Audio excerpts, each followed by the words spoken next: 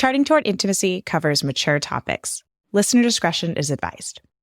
When it comes to our sex lives, and I think most of the people listening to this podcast, when we are looking to fix something, we're looking at what it is that we can do to fix it.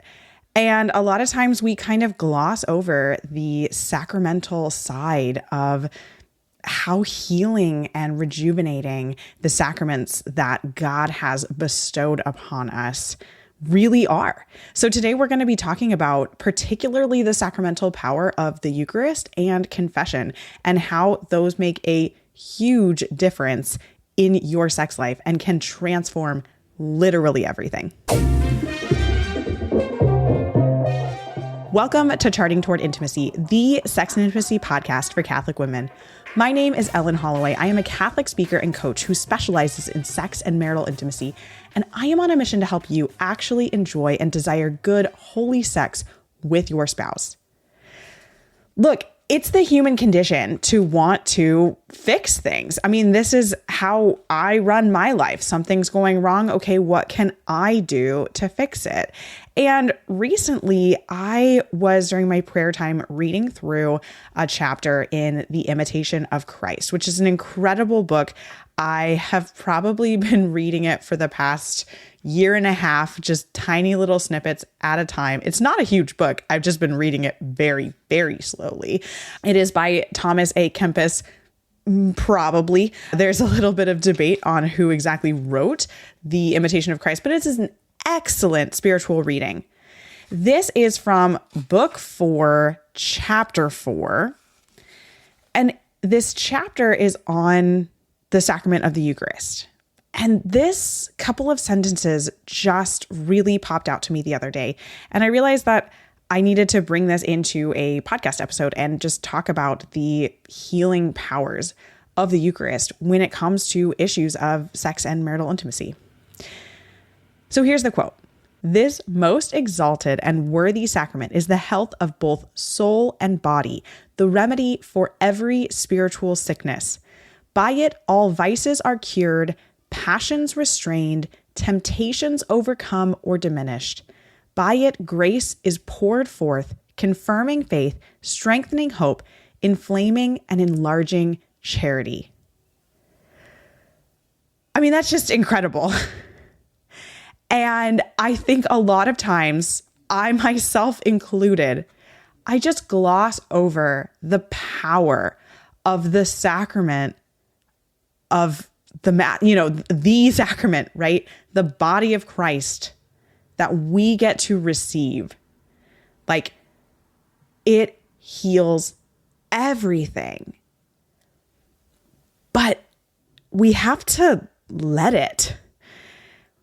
God is not a tyrant. He doesn't just rip open our lives and take things. We have to let him in. We have to open up to him.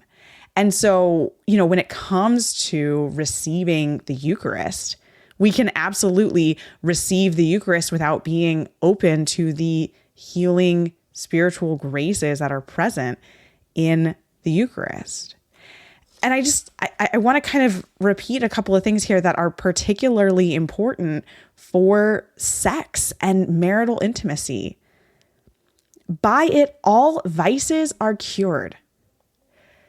If you or your spouse are struggling with a vice related to sex and intimacy, be it pornography or maybe something a little bit less intense than pornography, whatever vice that you're dealing with, frequent the sacrament of the Eucharist.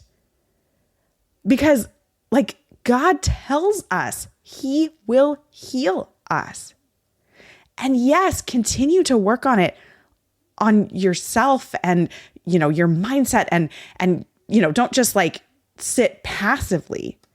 But that's not what frequenting the sacrament of the Eucharist is. That's not a passive thing. That is an active thing. Actively going to Mass regularly, having that be your intention for Mass, going up to receive Jesus in the Eucharist receive his body, soul, blood, and divinity in the Eucharist is not passive. That is not passive. And going up to him and saying, I am receiving this so that you can heal me of this specific vice that I am dealing with. By it, all passions are restrained, temptations overcome or diminished. I hear from so many of you of just difficulty in your marriages, of, differing levels of passion and there being temptation around, maybe we're trying to avoid pregnancy right now, which means that we need to abstain for this 2 to 3 week period. And there being a lot of temptation around that. Frequent the sacrament of the Eucharist because God will heal that temptation. He will help you transform that temptation into the beautiful gift that sexual desire really is. And he will help you point that desire toward him, because that's ultimately what sexual desire is. Sexual desire is a desire for God and a desire for communion with God. And our marriages and sex are like this tiny little window to help us see the greater glory of heaven that awaits us and the communion that awaits us with the Trinity in heaven. And so that sexual desire and that temptation that we have, if we're avoiding pregnancy or abstaining for some reason, whatever that reason is, that desire is so good, and God can absolutely open up to us the true meaning behind that desire. And the key to opening that up is the sacrament of the Eucharist, is going to Mass and receiving Jesus Christ. All right, by it, grace is poured forth, right? I think we could all use a little bit more grace in every aspect of our life, but especially in our marriages. It confirms faith, strengthens hope, and inflames and enlarges charity. Now, the way that the Catechism actually defines charity is love. Like, these two things are basically interchangeable. The virtue of charity is love. So, we're talking about the virtue of love here, and that the Eucharist is going to inflame and enlarge love, which is going to allow us to enter into our marriages in a more full and unifying way, and be able to enter into the sexual act in a more full and unifying way. So this tiny little section of, again, this was from the Imitation of Christ, just got me really fired up about focusing our marriages toward the sacraments. So often we're focusing work in our marriage on human capabilities, which is not necessarily a bad thing. But if we are negating God in healing our marriages, then we're missing something that's actually going to heal it. And so, what I mean is, like, I recommend marriage counseling to, maybe even every single married couple. It is incredible to be able to have a mediator party and be able to work through issues in a marriage counseling setting. That is absolutely incredible. But marriage counseling alone is not going to fix your marriage. It's not going to heal your marriage, because you're only relying at that point on human capability. The sacraments are necessary for your marriage. Your marriage is a sacrament, right? You have incredible graces that are poured into your marriage from the sacrament of matrimony. And if you are not in a sacramental marriage, I want to really encourage you to seek out a sacramental marriage, because there is such grace, such profound grace beyond any comprehension that we have available in a sacramental marriage. And so, seek that out if that's not what you are currently in. But beyond that, I think there are two sacraments that absolutely need to be at the forefront of our marriages. and they will help us to transform any issues that we are dealing with in our marriage overall, but particularly issues of sex and intimacy. And those two sacraments are the sacrament of the Eucharist and confession.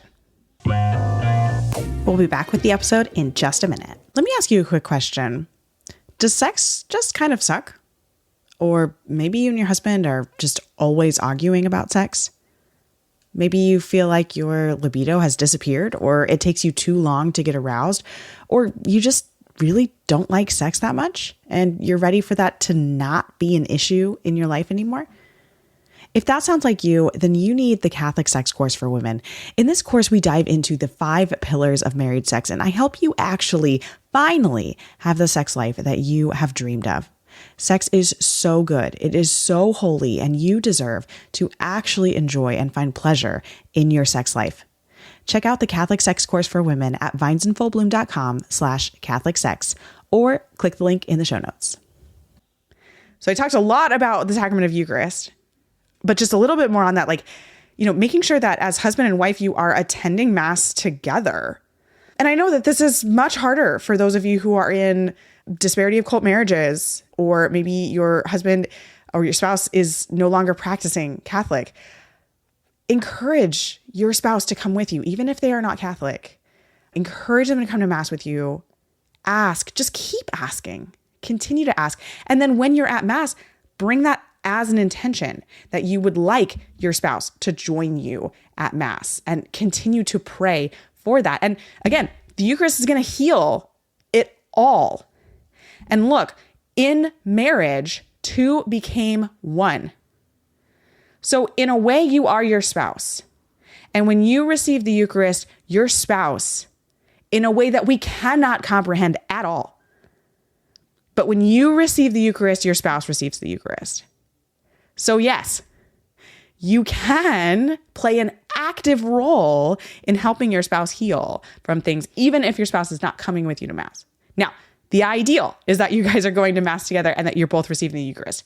Absolutely. That's going to be much more efficacious. But God works through us, and he works through the situations that we are in.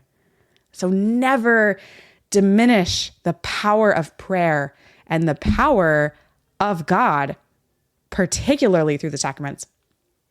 And then a little bit on the sacrament of confession, or the sacrament of reconciliation. This is so huge. And I think sometimes we see the sacrament of reconciliation as, well, I've done something wrong, so now I need to fix it. I've made these mistakes and I need to now just go through this laundry list and check that box and clear the slate. The sacrament of reconciliation is an opportunity to come face to face with our God and receive his mercy and his love and his healing power. It's not necessarily about I've done all these things wrong, and now that this is the way that I fix that. It's, God, I've missed the mark in pursuing you perfectly. And we have all missed the mark in pursuing God perfectly, because we are human, we are fallen, we are never going to pursue God perfectly. Right? So it's, I've missed the mark, Lord. And here are the ways that I've been missing the mark. Here's the things that I've done in my family, or haven't done in my family, or to my spouse or my coworkers, or, right? Your sin is where you have missed the mark.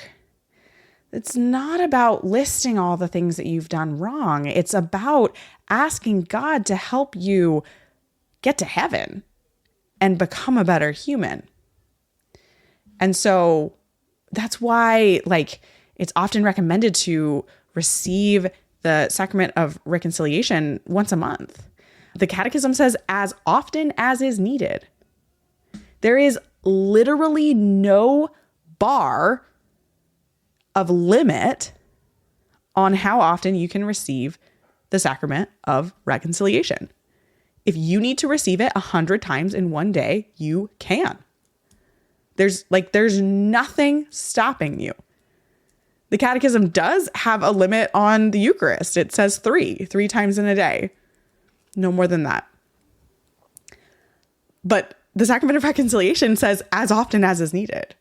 And look, we need God's grace every single day. Now, I'm not saying you need to go to confession every single day, but you can if you find a willing priest. That might be kind of difficult.